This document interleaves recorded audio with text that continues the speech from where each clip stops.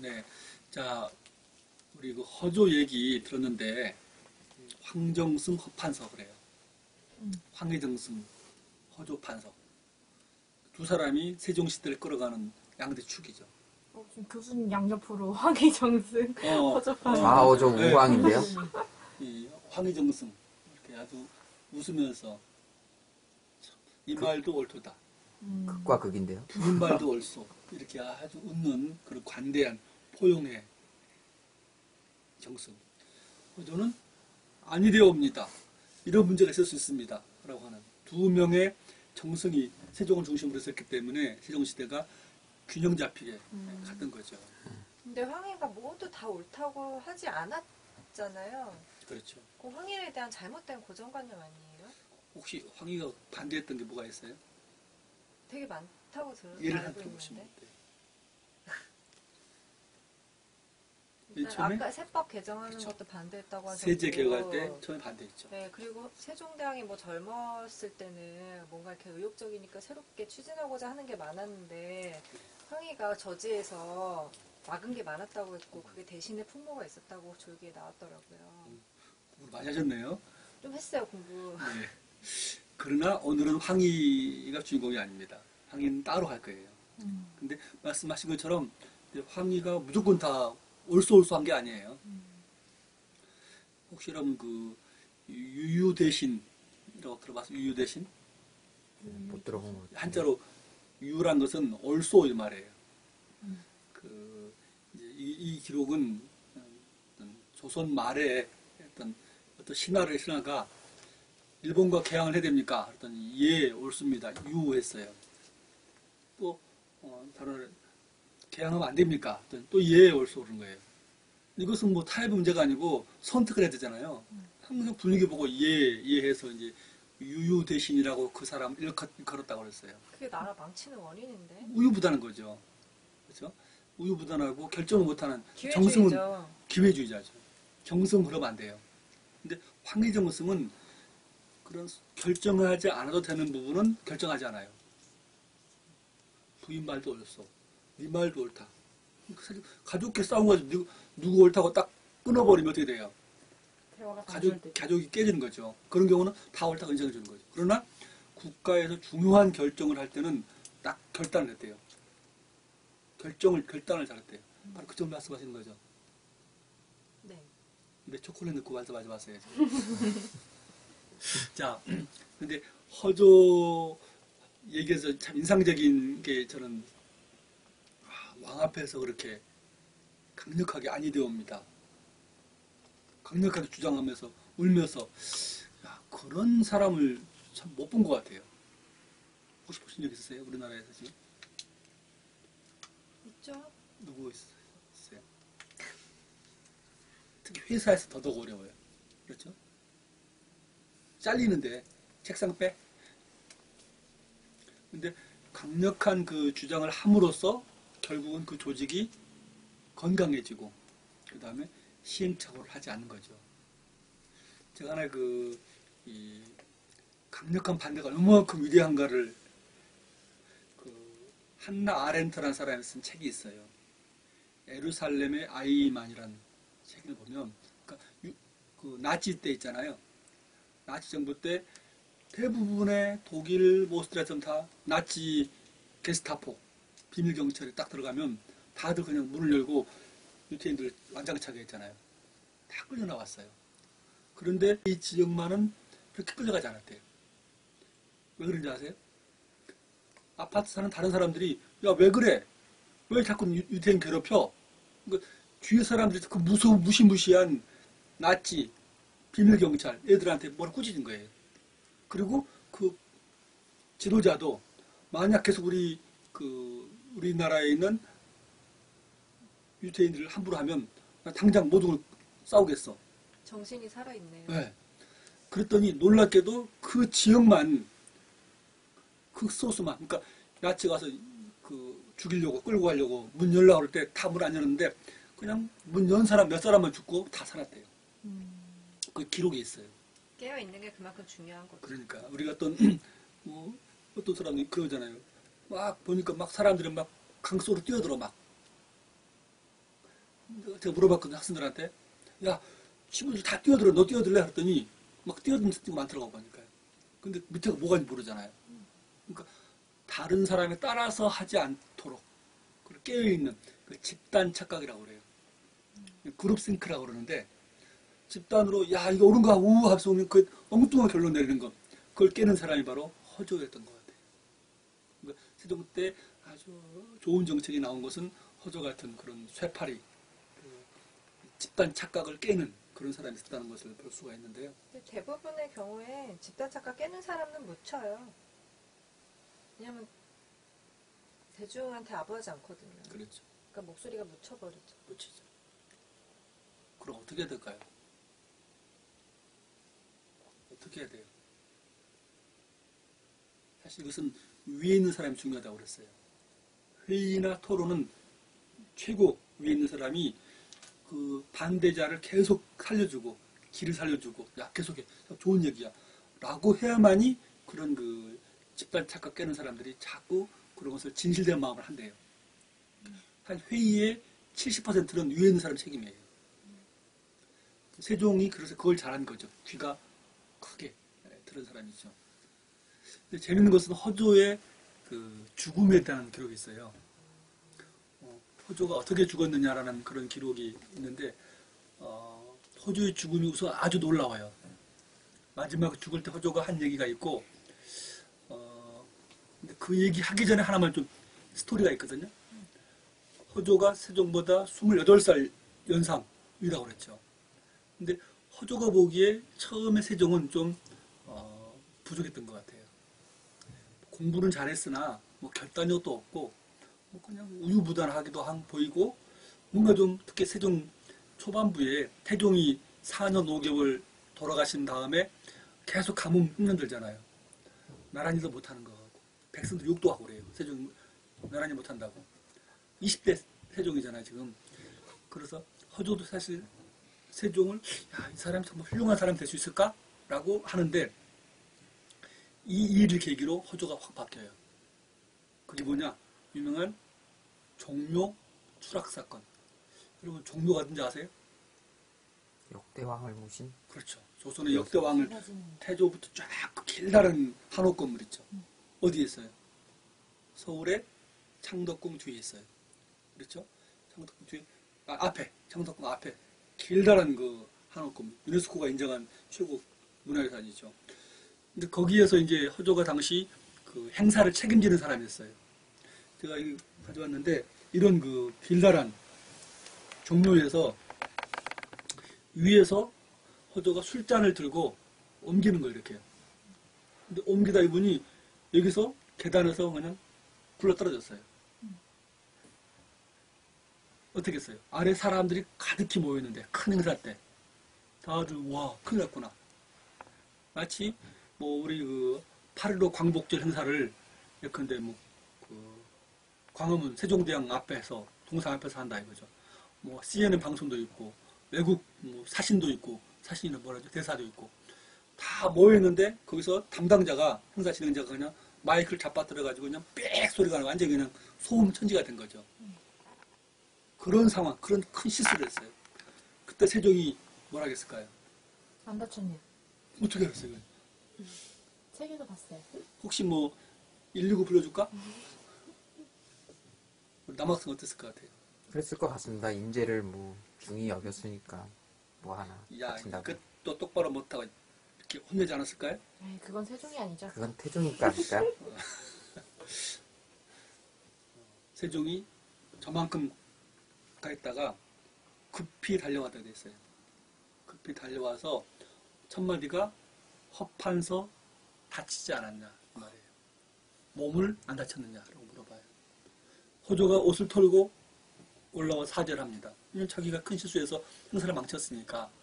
세종이 두 번째 하는 말 뭔지 아세요? 계단. 사죄하지 마라.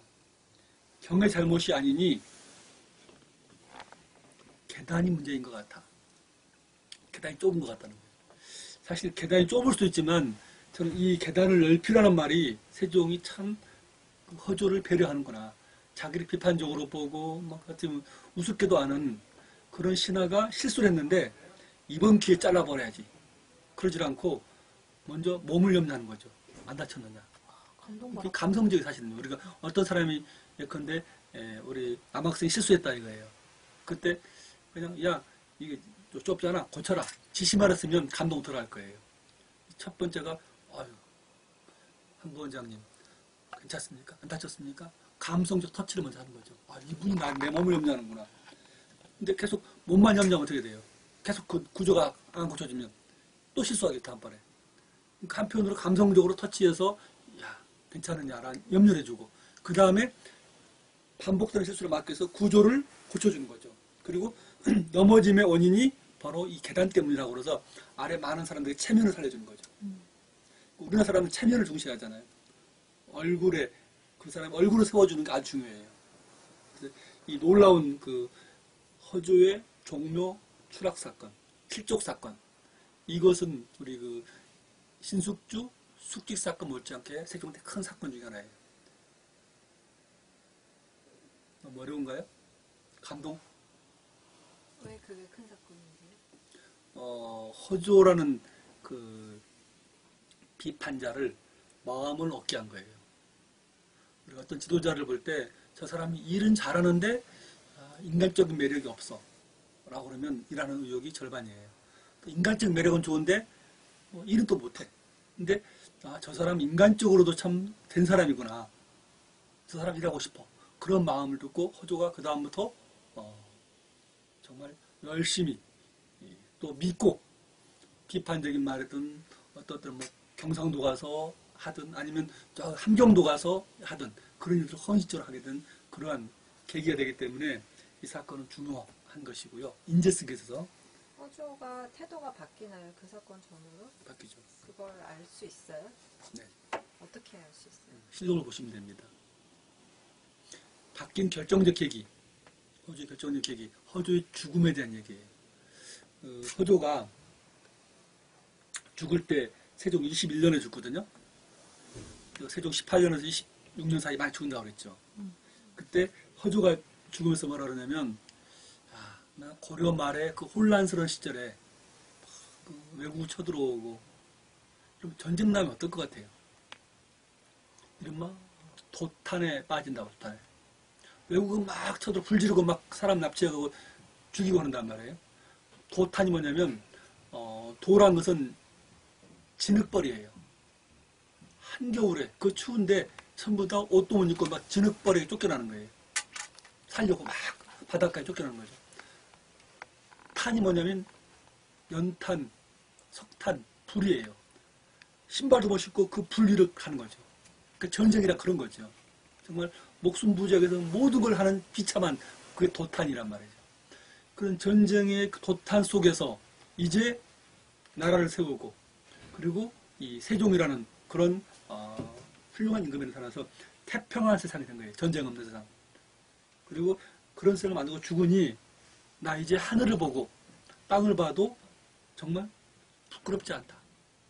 할 일 다 하고 할 얘기 다 하고 이럴 일 다 하고 와서 죽으면서 한 얘기예요. 그것은 바로 훌륭한 이 임금, 저 세종이라는 임금 때문에 가능했는데 그 다음 말 놀라운 말을 합니다. 내가 이분은 세종께서는 간하면 행하시고 말하면 들어주셨다. 한자가 간행언청이라고 되어 있어요. 간하다는 것은 무슨 말이냐면 강력한 주장이 있는 발언이에요. 아니되옵니다. 이렇게 해 주시옵소서. 따라가는 게 아니고 자기 주장을 강력하게 하면 뭐였다고요? 실행해 줬대요. 그래 너 진실된 마음으로 하는구나. 그 다음에 심지어 비판을 아무리 하더라도 끝까지 경청해 줬대요. 여러분 우리가 어떤 일을 하려고 그러는데 내가 막 옳다고 생각하고 진심으로 생각하고 주장하는데 그 사람이 듣고 그거 해보자. 따라주는 거하고 비판할 때 끝까지 잘 참고 들어주면 사람 마음 다 움직이게 됐어요. 감동하는 거죠. 세종은 그런 간행언청, 말 강력하게 주장하면 실행해 주시고 말하면 끝까지 들어주셨다. 그래서 이제 세종에 대한 그 감사의 마음을 표현해요. 그날 그가 죽을 때가 돼서 침대에 누워 있는데 그의 형 허주가 와서 보니 흔쾌하게 웃고 있었대요. 아니 기쁘게 웃고 있었대요. 왜 그랬을까요? 왜? 어떻게 알겠어요. 그 마음을. 자기의 소명, 자기가 맡은 바 임무를 다 하고 간다라는 그런 그 소명이겠죠. 바로 위에 있는 말이 한 거예요. 나는 이러저런 혼란한 시대에 태어나서 시대를 좋은 시대 만들었고 그런 훌륭한 인간 만났기 때문에 내 할 일 다 하고 간다. 그리고 또 그 아내가 또 왔어요. 병상에. 아내가 봐도 어땠을까요? 또 기쁘게 웃고 마지막으로 그 아들이 또 왔어요. 허우라고 아주 유명한 신한. 아들이 봐도 역시 웃었대요. 그러니까 그 마지막에 죽을 때 아, 나 할 일을 다 하고 간다라고 기쁘게 웃고 죽는 모습을 보였어요. 행복한 임종, 행복한 마지막이죠. 근데 이런 그 허주의 마지막 죽음을 보면 참 우리 그 지도자들을 보면 그분이 어떻게 돌아가셨나 이거 생각해 볼 수 있는데 그렇게 다 하고 간다. 그런데 신하들이 이렇게 말을 해요. 허조라는 사람은 국가의 일을 내 자신의 임무로 여기며 살았다고 그래요. 무슨 말이에요? 국가의 일, 회의할 때라든가, 북방 영토 개척할 때라든가, 성 쌓는 거라든가, 백성들의 삶, 그걸 살피는 것이 자기 책임이었대요. 무슨 말이냐면, 임금은 저 세종 저부이지만 내가 이 나라의 주인이야. 이거 내 책임이야. 내가 하면 누가 하겠어. 라고 그런 마음을 가지고 허조가 70여 생을 살고 이렇게 행복하게 갔다라는 거죠. 자, 어떤 생각이 드세요? 허조의 마지막 삶과 죽음에 대해서. 대단한 것 같네요. 대부분 죽을 때 되면 못한 거 생각하느라고 못 이룬 거 한 것 때문에 많이 유언을 남기는데 그렇죠.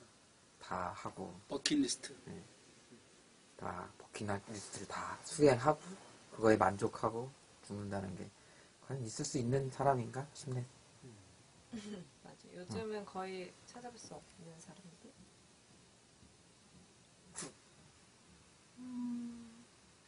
매번 그 세종시대 때 인재들 이야기를 듣다 보면 생각나는 건, 그 사람이 참 그 시대에 잘 타고났다라는 생각이 드는 게, 왕이 다 들어줬잖아요. 네. 그 유언에서도 말했던 것처럼, 간하면 행했고, 말하면 다 들어줬고, 이런 왕을 만났기 때문에 저 허조가 본인이 하고 싶었던 말들도 다 하고, 본인이 그런 의견을 관철시키고 싶었던 것들도 관철시키고 했기 때문에 좀 행복한 죽음을 맞이한 게 아닌가라는 생각이 들어요.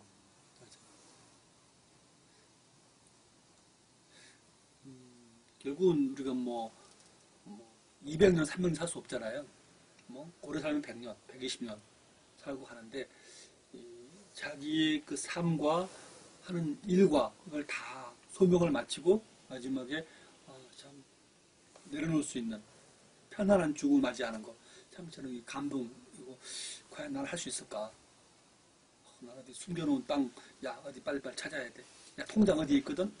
많은 사람들이 그렇게 그냥 마지막에 정리를 못하고 하는데 허조는 자기가 할 일을 다 하고 국가의 일은 다 내 책임이야. 임금 내가 나를 도와주시면서 내가 하고자 하는 일 도와주신 분이고 내 책임이다라고 하는 그런 그 행복한 고백이 참 저도 한번 앞으로 죽음에 임박했을 때 어떻게 맞이할 것인가 죽음을 그런 생각을 하게 되는 것 같습니다. 그런 공적인 사람은 태어나는 걸까요? 만들어지는 걸까요? 어떻게 생각하세요? 지금 우리나라가 최대 문제가 그거잖아요. 공적이어야 되는 사람이 공적이지 않은 게 지금 우리나라의 핵심 문제잖아요. 네, 네. 두 가지 아니겠어요? 그러니까 아무리 교육을 해도 끝까지 사사롭게 자기 이익 챙기고 빼돌리고 하는 사람도 있어요. 분명히 보니까 구제불능에 사사로운 사람도 있는 것 같아요. 보니까요. 또 그냥 진짜 어렵고 유혹도 많고 뇌물 이런 것도 많아도 지켜가는 사람도 있어 보면요. 실로 보면 아무리 혼란한 시절, 어려운 시절에도 선조 시대 그런 상황에도 훌륭한 사람들이 있고요. 세종 시대에도 나쁜 놈들이 많아요. 강도도 있고. 그러니까 기본적으로는 품성이 있는 것 같아요. 근데 중요한 것은 보통 사람들이에요. 중간에 그냥 착하고 성실하고 가족을 꾸리는 사람들이 뭘 꾸리고 준비하고 그냥 어떻게든 몸부림치지 않아도 그냥 고만고만하게 살아갈 수 있는 또 그 사람들이 어떤 자리에 맡으면 공적으로 하도록 환경을 조성해 주는 것, 이게 지도자의 책무인 것 같아요. 어떻게 생각하세요? 네, 그런 것 같아요. 그런 분은 어떻게 해야 돼요? 기본 조건은 시대가 바뀌어도 크게 다르지 않은 것 같아요. 그럼 우리는 뭘 해야 돼요? 허주 같은 인물이 많이 나오려면 어떻게 해야 돼요? 남학생. 왕을 제대로 뽑아야겠죠. 왕을 뽑아요? 네. 세종대왕을 다시 모셔올까 그럼요? 그럴 수만 있다면. 우리 이 선생님 어떻게 해야 돼요? 저런 사람을 잘 받아줄 수 있는 환경이 돼야겠죠. 그러니까 그런 싫은 소리 하면 사실 내치고 싶지 지금 받아들이고 포용하는 사람이 많지 않잖아요. 그런 분위기도 아니고 환경도 아니니까. 근데 그 사람이 정말 공적이고 사사로운 이익을 생각하지 않고 정말 그런 게 어느 정도 납득이 간다면 그 사람이 하는 비판 같은 거에도 분명히 귀를 기울여야 되고 그 비판에도 힘을 실어줄 수 있는 분위기가 조성이 돼야 될 것 같아요. 그러니까 그런 분위기가 자주 바뀌면 안 될 것 같아요. 일관되게 쭉 유지가 돼야 그 사회가 사회다워지는 거예요. 그렇게 그 분위기를 만들어가는 사람이 되고 싶지 않으세요? 그런 역할을 해야죠. 많은 사람들이 내가 그런 역할을 해야지라고 다 끝이 내 일처럼 생각해야 된다고 저는 생각해요. 혹시 영화 레인메이커라고 보셨어요? 레인메이커요? 네. 아니요. 흑인 사회에서 계속 힘들고 억압받고 그런 상황에서 전설이 있어요. 레인메이커, 비를 만드는 어떤 사람이 온다. 근데 계속 언제 오나를 기다리는데 그 어느 순간 자기가 그 소년이 살아서 레인메이커가 돼요. 그래서 그 도탄에 빠진 공동체를 끌어내거든요. 본것 같기도 근데 우리가 하고 들어보니까. 어떤 저기를 세종 같은 사람을 뽑는 것도 중요하고 또 그런 분위기도 중요하지만 우리 가까운 데부터 들어주고 진실된 말은 우리가 또 따라주고 밀어주고 이런 것을 가까운 데부터 실천하면 될 것 같아요. 그게 우리 가까운 데서 되고 좀 커지고 그러면 저절로 나중에 저는 그걸 세종 생태계라 생각해요. 생태계가 있잖아요. 좋은 생태계가 있고 나쁜 생태계가 있어요. 환경. 나쁜 생태계도 예, 있어요. 그럼요. 근데 지금 우리나라가 나쁜 생태계가 많죠. 악순환을 일으키는 막 게 반대하고 나쁜 무조건 생태계죠. 지지하고 선순환이 아니에요. 이러고 있잖아요. 그래서 그런 세종 생태계를 만드는데 우리가 말하는 것부터 듣는 것부터 실천하는 것 그게 바로 허조 같은 인물이 나오고 많은 사람들이 국가의 일을 우리 지자체, 지역의 일을 우리 학교의 일을 내 책임으로 여기는 그런 분위기가 만들어지지 않겠냐라고 생각해서 오늘은 그 새로운 용어가 나왔는데 세종 생태계를 만들자고 그랬잖아요. 이제 장명의 대가셔야 예, 겠어요. 그래서 제가 세종하면 뭐 하실 거예요? 용어 생태계 발생지. 이름. 생태계 그렇죠. 자 하나 둘 셋 세종 생태계. 하셨습니다.